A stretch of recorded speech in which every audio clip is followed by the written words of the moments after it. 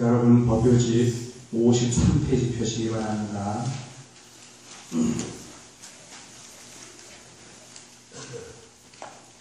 두 번째 청사를 보시겠습니다. 같이 읽으시겠습니다. 차비하신 불모님께 일심으로 청하옵고 자비하신 법보님께 일심으로 청하오며 자비하신 승보님께 일심으로 청하오니 저희들의 작은 정성으로 달게 받으소서. 대자비로 죄를 삼아 중생들을 보호할세. 어지럽고 어려운 모두 살펴주시옵되 병이 들어 앓는 에너진 의사 되시옵고 길을 헤매는 데는 바른 길을 가리키며 돈 저 밤중에는 밝은 맵 되옵시고 가난한 저 사람에게 무량보배 얻게 하여 일시중 고루고루 평등하게 건두시는 청정한 법신이신 비로자나 부처님과 원만한 본신이신 노사나 부처님과 천백억의 활신이신 서가모 부처님과 서방 정토 극락세계 아미타 부처님과 오는세 용마교주 자시려 부처님 등 희망세계 항상 계신 진열 불보님께 두 손 모아 마음 모아 지극 정성 규율하고 일승원교 대화 언경대승실 요법 발경 세 곳에서 마음 전한 번호 문자 여린 법과 시방세 항상 계신 심히 깊은 법보님께 불 밝히고 향사 일심정에 공양하며 크신지에 운수보살 크신 행원무연보살 크신 절비관음보살 원려지장보살 부처님의 마음 전한 제일조사가서 존자 부처님 표신 총리제일 안한존자 시방산세 항상 계신 청정하 승고님께 마음 비워 몸을 던져 오체 투지서라 오리. 더 계속 읽어도 되지만 여기까지인데 다 못할 겁니다. 대부분 다 못하고. 자, 오늘은 서원원구 초계훈 정란시 영가님의 이제를 맞이하고 그리고 우리절 정초기도 오늘 회양하는 날입니다. 그리고 아울러 또 오늘은 남경순 의정민 남경순 영가님의 사제가 되는 날이기도 합니다. 근데 오늘 이렇게 뜻깊은 날에 또 이렇게 국방의 의무를 다하는 장병들께서 여기 오셔서 너무 고맙습니다. 오늘 아침에 제가 쓴 글에는 자기장에 대한 글을 썼습니다. 우리가 살면서 늘 고마운 게 있다고 한다면은 불자라면 당연히 불법성 삼보의 고마움을 느끼고 그리고 부모님한테 나라에 시주에 많은 은혜를 고마움을 느끼겠지만은 우리가 보이지 않는 가운데 고마움을 느끼는 게 있다고 하면 바로 자기장과 같은 것입니다. 전자기장이라고 해가지고 전기가 없으면 지금 우리가 이거 불 쓸 수가 없겠죠. 전기가 없으면 이렇게 라디오파도 없지만 이 소리를 통해 여러분 들을 수도 없고 할 수도 없습니다. 제가 말도 할 수 없을 겁니다. 전기가 있기 때문에 가능한 거예요. 그럼 전기 없이 할 수 있을까요? 아닙니다. 우리 몸속에 이미 전기가 꽉 차 있기 때문에 그 전기의 힘으로 제가 생각하고 전기의 힘으로 그 생각한 것을 발표합니다. 여러분들도 전기의 힘으로 알아듣고 전기의 힘으로 여러분도 생각합니다. 전기가 그렇게 중요한 거예요. 우리 뇌신경세포는 특히 전기로 이루어져 있습니다. 아니, 모든 세포 속에는 전기가 들어있습니다. 근데 전기만 들어있는 것이 아니라 모든 우리의 몸속의 세포 속에는, 하나하나 세포 속에는, 100조개의 세포 속에는 뭐가 들어있냐면 바로 자기가 같이 들어있습니다. 자기는 자석의 성질을 띠고 있죠. 그 자석의 성질 때문에 사랑하는 사람에게 더 사랑하고 싶고, 끌리고 싶고, 다가가고 싶고, 당기고 싶은 거예요. 자기 성질 때문에 그런 거예요. 전기 성질 때문에 사랑하는 사람은 더 사랑하고 싶고, 미운 사람은 미워서 밀어내려고 하고 그런 거예요. 바로 전자기장이 그렇게 중요한데, 이 전자기장이 우리 몸속에도 있지만 어디에 있냐면 바로 이 지구 자체가 전자기장입니다. 그래가지고 특히 남극과 북극에서 양쪽에서 막 이렇게 자기장이 뿜어져 나와요. 그래가지고 지구 자체를 감쌉니다. 그 전자기장이 지구를 감싸고 있기 때문에 저 어마어마한 태양풍으로부터 우리 지구를 보호해주는 거예요. 여러분 이런 얘기하면 또 어려운 얘기라고 할 수 있습니다만은 이 세상에서 가장 어려운 학문이 뭔지 아세요? 여러분 절에 가시면 부처님 열심히 믿어라 마음은 이런 것이다 얘기하지만 제일 어려운 학문이 바로 마음을 얘기하는 불교입니다. 불교보다 어려운 학문은 이 지구상에 어디에도 없습니다. 여러분 마음 그럼 쉽죠? 불교는 늘 마음을 얘기해요. 정말 마음이 뭔가는 아무도 모릅니다. 왜? 마음은 질량을 갖고 있지 않은 물질이 아니기 때문에 알 수가 없는 거예요. 어떻게 마음을 알겠습니까? 나는 누구인가라고 했을 때 그 나라고 하는 것은 몸뚱아리를 얘기하지 않죠. 보통 나는 누구인가라고 할 때 그 나는 마음의 세계를 얘기합니다. 내 생각의 세계를 얘기하는데 그 생각의 세계 나라고 하는 게 누굴까? 아무도 아직까지 제대로 답한 사람이 없습니다. 부처님과 역대 조사들이 몇 번 했죠. 예수님 같은 분들이 하셨죠. 그렇지만 아무도 우리 범부 중생들은 이것이 내 마음이다라고 설명한 사람이 제대로 된 사람이 없습니다. 솔직히 성철 스님이나 이런 위대한 분들도 당신은 깨달았지만 그걸 남에게 표할 수 있는 방법이 없었는 거예요. 마음을. 마음 표현할 수가 없습니다. 왜? 마음 표현이 안 됩니다. 그렇기 때문에 이 지구상에서 마음을 가르치고 있는 불교만큼 어려운 학문이 없는 거고 불교를 엄청 쉽게 생각하는데 과학 이야기하면 과학은 아주 어렵게 생각하거든요. 과학이 제일 쉽습니다. 이 지구상에서. 물리만큼 쉬운 게 없습니다. 제가 물리를 공부하고 생물학을 하고 화학을 하지만 요즘 이제 공부를 하면 느끼지만 제일 쉬운 게 물리고 화학이고 그런 거예요.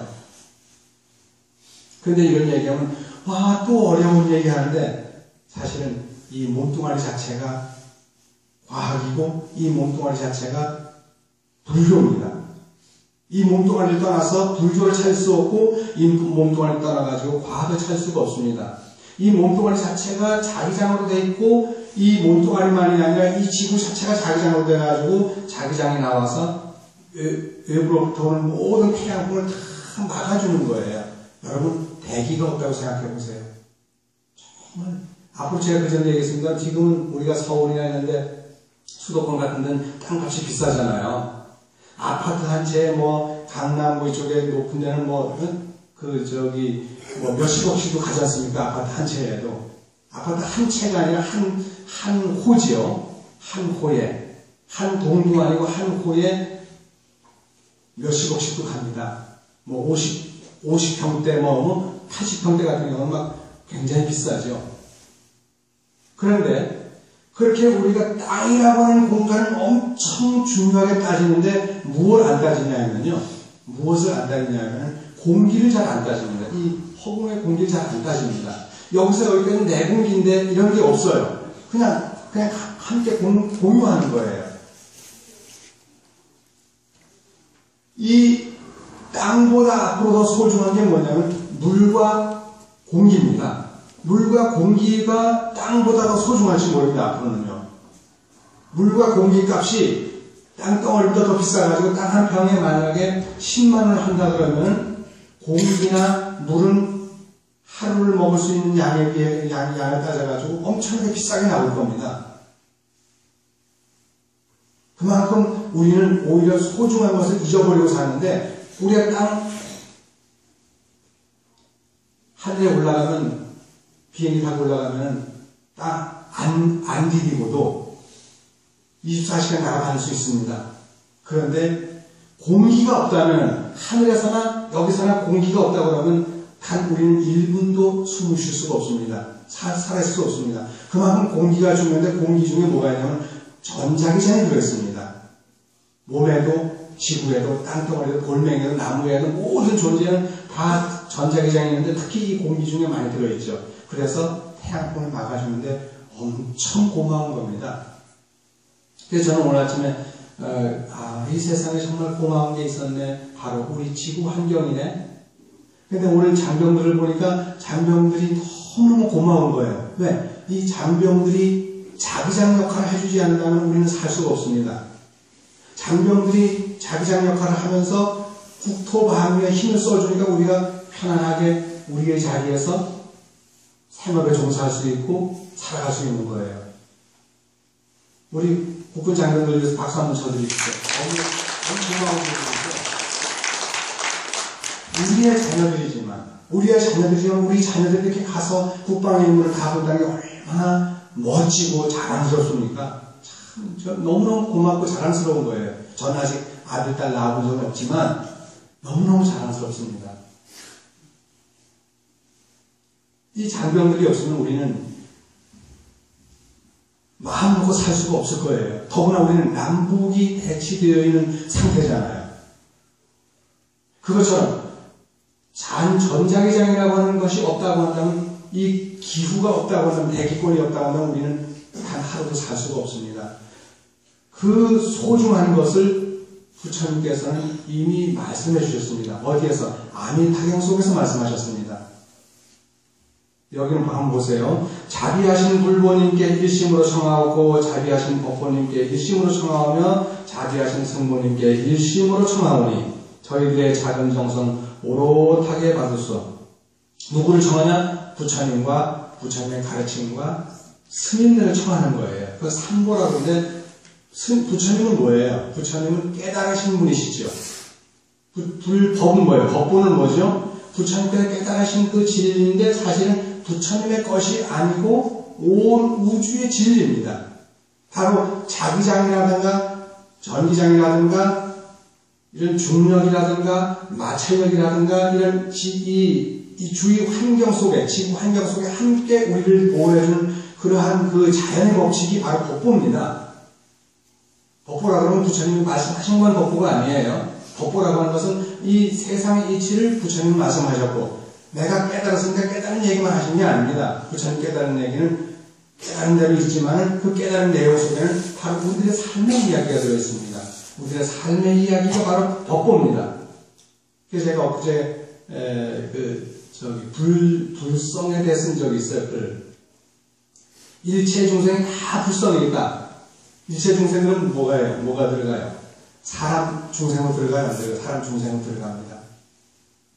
소, 돼지, 말, 닭, 오리, 개 이런 거 다 육축 다 어디 들어가? 다 중생에 들어가죠. 중생이라는 말 자체가 원래 점생에서 나오는 말입니다. 점생. 아니면 중생이 점생으로 바뀌었을 수도 있고요. 점생이라고 맨날 옛날에서는 짐승이라고 하는데, 짐승이 옛말은 점생이거든요. 점생이 어서 중생에서 왔습니다. 중생은 생명들이죠. 혼자 사는 게 아니라 이 지구상에는 어떠한 생명도 함께 어울려 살지, 누구도 홀로 살지 않기 때문에 무리중자 날생자 써가지고 함께 여러 가지 인연에 의해서 삶을 유지한다 해서 중생입니다. 또 중생에는 뭐예요? 아버지의 인연과 어머니의 인연과 나라고 하는 세 가지 인연이 의해 가지고 이 세상에 태어났는데, 태어난 이후부터는 나라고 하는 인연과 아버지라고 하는 인연과 어머니라고 하는 인연과 이 공간이라고 하는 인연과 시간이라고 하는 인연, 5가지가 기본적으로 되죠. 거기다가 친구도 생겨야 되지, 선생님도 생겨야 되지, 많은 인연들이 있죠. 동료들도 생기죠. 이런 인연들로 인해 가지고 우리가 살기 때문에 중생이라고 합니다. 무리중자는 많은 생명이 아니라, 그런 것도 있지만 하나의 생명이 살기 위해서는 여러 가지 인연이 어우러져야 한다고 하는 것이 중생입니다. 그런데 이 중생들이 다 불성을 가지고 있어요. 근데 그 중생이 가지고 있는 중생들이 뭐냐면 사람하고 육축만인가요? 저 모기, 빈대, 무슨 독사, 살모사 같은 거 이런 것들 있어 없어요? 다 중생이에요, 아니에요? 다 중생입니다. 그들에게 똑같이 불성이 있는 거예요. 저 자갈치시장이나 국제시장 같은 데서 그 파는 그런 조개 하나에도, 자갈치 하나에도, 거기에도 다 멸치 한 마리에도 뭐가 있어요? 멸치는 뭐 이미 죽었으니까 그런 작은 피라미 한 마리도 다 뭐가 불성이 있습니다. 근데 누가 스님 불성하고 법성하고 어떻게 달라요? 라고 묻더라고요. 생명을 가진 자는 불성입니다. 생명을 갖지 않은 자는 법성이라고 합니다. 그럼 생명을 가진 자는 뭐가 생명을 했어요? 움직이는 동물만이 아니라, 움직이는 동물만, 더 애니멀 킹덤, 동물만이 아니라, 더 베지테이블 킹덤이라고 하는 소위 식물계까지도 다 생명이 있죠. 풀과 나무 생명이 있어요, 없어요? 풀과 생명이 있습니다. 보리도, 벼도, 콩도 다 생명이 있습니다. 그들을 다 우리는 하나의 그 속에 뭐가 되냐? 불성이 들어있다고 합니다. 그 속에. 부처님께서 일체 중생이라고 하는 속에는 동물계만 아니라 식물계까지 포함됩니다. 그런데 법성은 뭐냐면 그 동물계, 식물계 포함해가지고 뭐까지? 모든 광물까지 다 포함한 게 법성입니다. 생명 없는 것들. 눈에 보이지 않는 것 다 법성이에요. 그 법성을 우리는 잘못 알아가지고 불성하고 법성이 어떻게 다르지 그러거든요. 모든 생명은 식물이든 동물이든 다 불성을 가지고 있는데 그럼 불성 가지고 다 부처가 되나요? 아닙니다. 불성 가지고 다 불성이 아니다. 부처가 안 됩니다. 불성이라고 하는 정확한 의미는 부처가 될 수 있는 성질이라는 뜻입니다. 부처가 될 수 있는 성질이에요. 우리는 누구나 다 뭐가 있죠? 자기장, 전기장이 우리 몸속에 있다고 그랬죠. 전기가 우리 몸속에 있습니다. 자기가 우리 몸속에 자석 성질이 있습니다. 우리 몸속에 뭐가 있어요? 마찬가지로 불성이 있습니다. 그런데 우리는 그걸 활용을 못하고 있어요. 만약에 여러분이 로또 복권을 샀어요. 복권을 샀는데, 로또 복권을 샀는데, 거기 뭐 조작이 많다네. 조작이 없는 정말 아주 그냥 공평한 상태에서 그 로또 복권을 추첨을 한다고 한다면, 그냥 보면 우린 뭐 공평하게 하는 것 같은데 아니라고 하더라고요. 이건 어느 말이 맞는지 모르는데, 공평하게 한다면 그 복권을 산 사람은 누구나 복권에 당첨될 가능성을 가지고 있어요. 그것처럼 불성을 가지고 있는 사람은 누구나 부처가 될 가능성을 가지고 있습니다. 마치 복권을 다 가지고 있는 사람은 다 복권에 당첨될 가능성이 있는 것처럼 불성을 가지고서 부처가 될 수 있어요. 그런데 복권은 조금 애매합니다. 그건 요행만 말하는 거예요. 뽑히는 거 거기다가 요행만 말하지만 불성은 달라요. 불성은 생명을 가지고 있는 존재는 자기가 노력함으로 인해 가지고 자기의 불성을 개발해 나가기 때문에 오히려 더 좋죠. 그건 나한테 달린 겁니다. 그건 추첨자한테 달린 것이 아니라 나한테 복권을 가지고 있는, 불성을 가지고 있는 나한테 달려있는 거예요. 그러니까 부처가 될 수 있냐? 없느냐? 굉장히 중요한 얘기죠. 그래서 누가 불성하고 법성은 어떻게 달라요? 라고 하길래 제가 그런 얘기를 했습니다. 불성은 생명을 가진 자가 누구나 부처가 될 수 있는 가능성을 가지고 있지만 그걸 다 불성이라고 그러고 그렇지 않으면 다 법성이다. 법이라고 하는 건 생명과 상관없습니다. 그러니까 이 우주 공간에 있는 모든 진공 상태까지 다 법성으로 들어가죠. 저 어마어마한 은하계의 그런 수많은 별들도 다 법성 속에 들어갑니다. 제법무화라고 여러분 아시죠? 제법무화. 모든 법을 나라고 하는 존재가 없다. 나라고 하는 존재가 없다고 하는데 그 제법무화의 제법이라고 하는 것은 생명 있는 가진 자만 얘기하는 게 아닙니다. 제법무화는 나는 나 생명 가진데 나만 포함되나? 근데 생명 가진 자를 포함해서 생명 없는 것까지 다 포함해가지고 그 모든 것은 존재자는 다 나라고 할 만한 어떤 게 없다는 겁니다. 소위 아이덴티티라고 하는 정체성이 없는 거예요. 왜? 언젠가는 소멸되니까. 여러분들 우리 생각해 나가 누구지? 그래서 찾다가 그런 거 세상 떠나면 나는 어디로 가는지 없어져 버린 거예요. 소프트웨어, 하드웨어가 있습니다. 소프트웨어 우리가 그거 하드웨어의 그 구동 방식에 의해 가지고 우리가 운영 방식에 의해 가지고 하지만 그 하드웨어조차 없으면 소프트웨어 없을 아무 의미가 없습니다. 그러나 소프트웨어가 없는 건 아니잖아요. 있어요. 있는데도 불구하고 우리는 그 소프트웨어를 구동하려면 반드시 스마트폰이라든가 인터넷이라든가 그 컴퓨터라든가 이런 게 있어야 되는 것처럼 없으면 안 돼요. 두 가지 함께 있는 겁니다. 그런데 만약에 나는 누구이라고 하다 평생 연구하다가 깨꼴락했어요. 그 깨꼴락이라고 하거든요. 죽는 거. 깨꼴락하게 되면 그때는 나라고 하는 마음의 존재는 어디로 가는지 함께 없어버리는 거예요. 그래서 법성이라고 하는 것은 그렇게 또 중요합니다. 그래서 승보라고 하는 승보는 뭐냐면 부처님과 부처님의 가르치는 법보라고 하는 것을 이어가는, 깨달아가는 그러한 모든 사람들을 승보라고 하는데, 우리가 승보 그러면 스님들, 머리 깎은 스님들만 알아요. 그래서 엊그저께 카톡에, 우리 그룹 카톡에 어떤 스님이 일반 불자라는 스님한테 3배를 해야지. 승보는 소중하니까 3배를 해야지, 스님들한테. 그래서 제가 가만히 듣고서, 아니, 이건 아닌데. 스님네가 3배를 받을 자격을 갖추면 받아야 됩니다. 그런데 스님네가 정말 3배를 받을 수 있는 자격을 갖추었냐? 아닌 분들도 많습니다. 저부터도 마찬가지지만 3배를 받을 자격이 없는 거예요, 저는요. 저도 없어요. 없지만 스님네가 자칭 스님네는 3배를 받을 자격이 있다. 그런 말 쓸 수는 없습니다. 그건 신도님들이 우리 스님 해가지고 절을 하는 건 그분들의 몫이지 스님 내가 절 받으려고 하는 건 안 되는 거죠. 정말 그럼 정말 절 받으려면 절 받을 자격을 갖추었는가를 스스로 내 자기 자신에게 물어봐야 됩니다. 그런데 그래서 뭐냐면 출가자는 위대하라. 위대하지요. 부모 자식 다 버리고 나왔으니 위대하죠. 가정 주지 않으니까 위대하죠. 그 정말 그게 위대한가요? 외형적인 게 위대한가요? 아닙니다. 정말 위대한 거는 부처님 법을 깨달았느냐 못 깨달았느냐, 부처님 법을 제대로 전하냐 못하느냐지, 머리 깎은 거 아무것도 아닙니다. 이건 머리 기른 사람 여러분들 중에는 저보다 수천 만 배가 더 일 많이 하는 분 많습니다. 머리 깎은 성철스님이나 고함스님보다 훨씬 더 훌륭한 일을 하는 분은 굉장히 많습니다. 달라이라마보다 더 위대한 일을 하는 분들이 많습니다. 지구상에는요. 근데 어떻게 머리 깎은 사람은 위대하다고 그 사람들에게만 그럽니까? 물론 일반인들 중에서는 그렇게 존경해야 되지만 스님네가 그런 얘기를 해서는 안 되는 거죠. 그런데도 불구하고 너무 잘 못 배웠을 때는 이렇게 하라고 가르치기도 합니다. 그건 가르쳐야죠. 안 그러면 전혀 모르니까.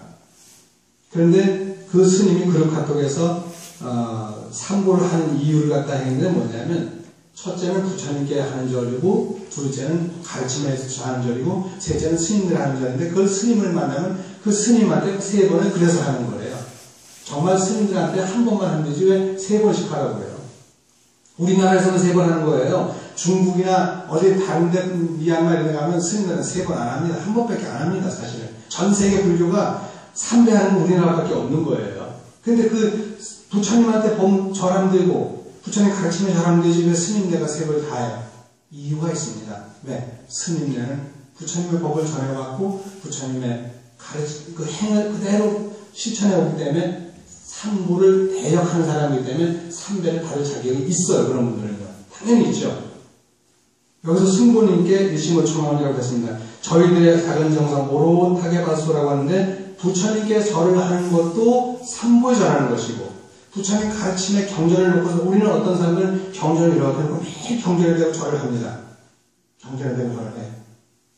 여러분 108 참여할 때 이렇게 여기다가 책 놓고 108 참여해야 되는데, 그게 위에 여기 보신 여기 부처님한테 절하는 거 같죠? 자기 펼쳐진 책에 놓고 절도 하는 거예요.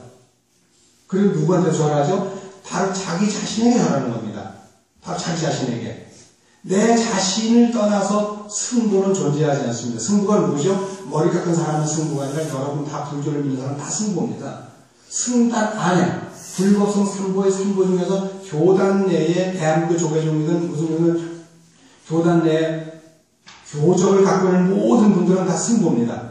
한 사람도 빠지면 다 승보입니다. 그들 모두가 자기 자신에게, 도반에게, 머리 깎은 출가자에게 절하는 거예요. 근데 이 불법성 삼보가 어떠냐면, 대자비로 채를 삼아서, 중생들을 구해 나갈 때, 어지럽고 어려운 곳은 모두 살펴주시옵되, 병이 들어 앓는 이에게는 어진 의사가 되시고, 불법성 삼보, 부처님과 부처님의 가르침과 스님네를 일컫는 겁니다. 길을 잃고 헤매는 데는 바른 길을 가르쳐 주시고, 어두운 밤중에는 밝은 횃불이 되시고, 가난한 사람에게는 무량보배를 얻게 하시고, 이게 어디 나오냐면 화엄경에 나옵니다. 화엄경 보현 보살 행원품에 나옵니다. 보현보살 19살 개탈 게 보현행품에 나오는데, 거기에 나오는 대목을 이 헌공작법에서 갖다 썼는데, 이걸 제가 우리말로 번역을 한 거죠. 그래서 불법성 3은 어떤 분이냐, 대자별치를 삼아서 중생들을 구할 때에 어지럽고 어려운 것을 다 살펴주시는 거예요. 관세음보살이 다 살펴주시잖아요. 저처럼 병이 들어 아픈 사람에게는 의사가 되어주시고, 그러니까 병원의 의사가 다 누구예요? 부처님이고, 부처님의 법이고, 부처님의 법을 이해하는 모든 승부입니다. 그분들이. 길을 잃고 헤매는 사람에게는 바른 길을 가르쳐 주는 거예요. 길잡이가 누구죠? 학교 선생님들이 다 길잡이십니다. 어느 단체의 리더가 다 길잡이입니다. 친구가 길잡이입니다. 아내에겐 남편이 길잡이입니다. 남편에겐 아내가 길잡이고요. 자식에겐 부모가 길잡이고, 부모에겐 자식이 길잡이입니다. 요 얘기 제가 해야겠네요. 어제는 제가 에로 오브 타임이라는 말을 썼습니다. 에로 오브 타임이라는 말은 시간의 화살이라는 뜻인데, 이렇게 화살을 쏘게 되면 어디서 가요? 화살은 쏜 자리에서 관역을 향해 날아가죠. 절대로 관역에서 다시 쏜 사람한테로 이 화살이 되돌아오지 않습니다. 그것처럼 어떤 사건이 일어나게 되면 사건은 과거에서 현재로 미래로 흘러가지만 미래에서 현재로 과거로 흘러가지는 않습니다. 되돌아가지는 않습니다. 그러니까 부처님으로부터 가섭존자로 아나니가 쭉 법이 전해져 내려왔어요. 지금 저한테까지 내려왔어요. 저한테까지 법이 내려왔거든요. 그런데 제가 법을 우리 고함스님한테 전하고 우리 고함스님이 그걸 용성스님한테 전하고 그게 거꾸로는 못 올라갑니다. 어떻게 법이 거꾸로 올라가요? 올라갈 수는 없잖아요.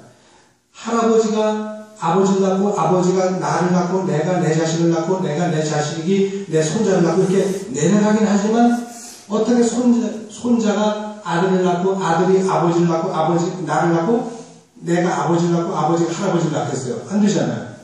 그런데 전등의 법칙에서는 전법의 법칙에서는 뭐가 있냐면 거꾸로도 된다는 거예요. 거꾸로 역반도 가능하다는 겁니다.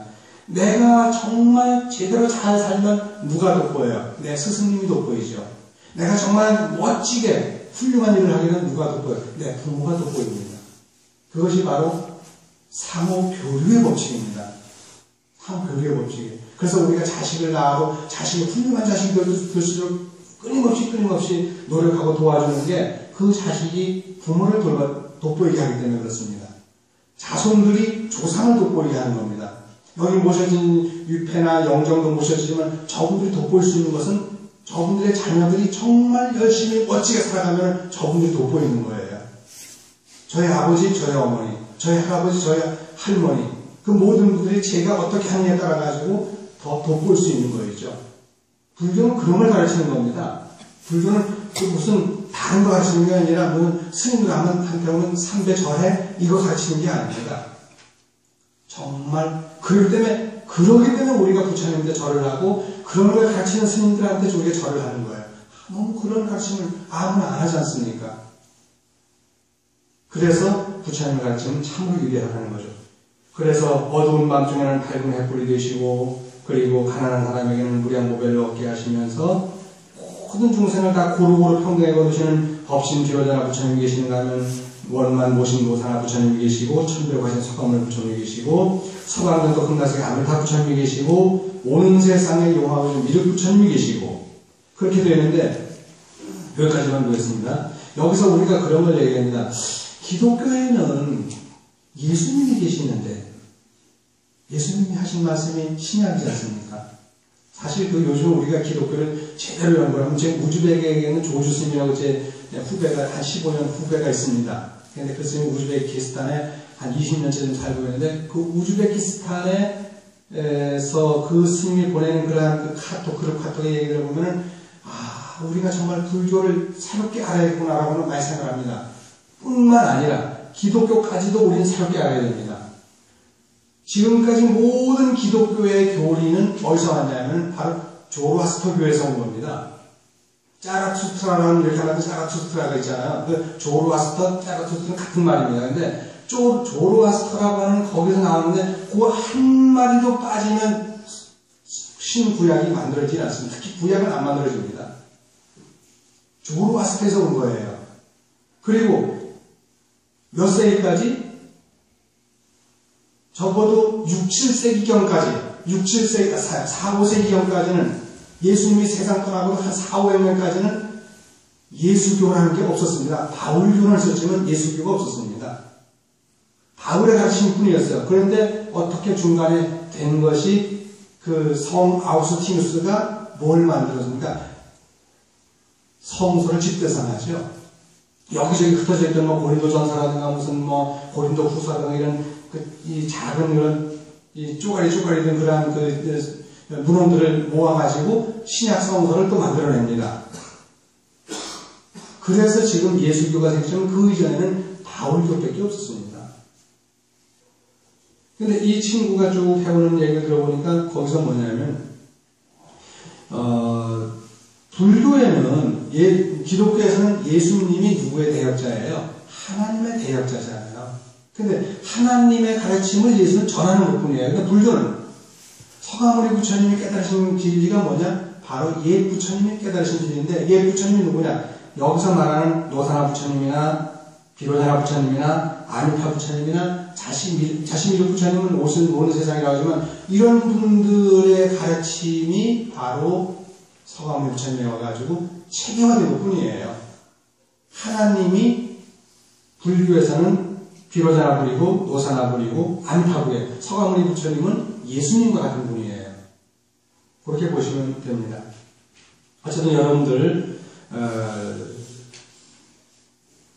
올해는 천양 운집이라는 말을 쓰더라고요. 천만의 양이 운집한 해라 그러는데 천양보다는 만양이 좋지 않겠어요?